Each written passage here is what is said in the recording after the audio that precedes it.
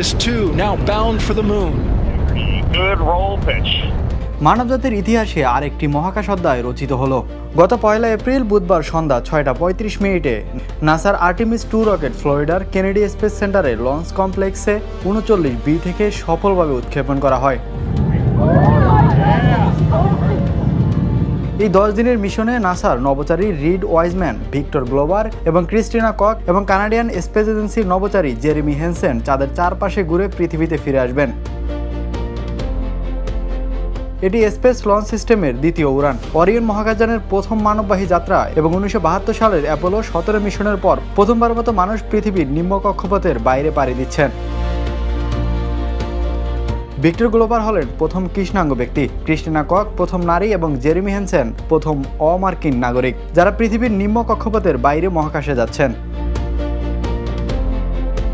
উৎক্ষেপণের মুহূর্তে রকেটের টুইন সলিড বুস্টার প্রজ্বলিত হয়ে 75% বেশি থার্স্ট তৈরি করে। 4টি RS-25 ইঞ্জিন সহ মোট 88 লক্ষ পাউন্ড বল উৎপন্ন হয়ে 57.5 লক্ষ পাউন্ড ওজনের রকেটটি মহাকাশে পাড়ি দেয়। Artemis 2 now bound for the moon.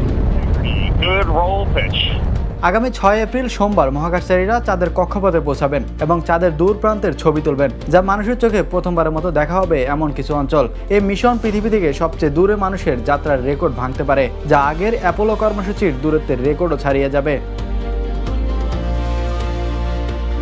NASA প্রশাসক জ্যারেড আইজ্যাকম্যান বলেন, আর্টেমিস 2 কেবল একটি মিশনের শুরু নয়, এটি চাঁদে মানবজাতির প্রত্যাবর্তনের সূচনা এবং এটি ভবিষ্যতে মঙ্গল গ্রহ অভিযানের ভিত্তি স্থাপন করবে। উৎক্ষেপণ প্রায় নিখুঁতভাবে সম্পূর্ণ হয়েছে এবং মহাকাশচারীরা এখন চন্দ্রযাত্রার প্রস্তুতিতে পৃথিবীর কক্ষপথে আবর্তন করছে। Imran Hossain, the news.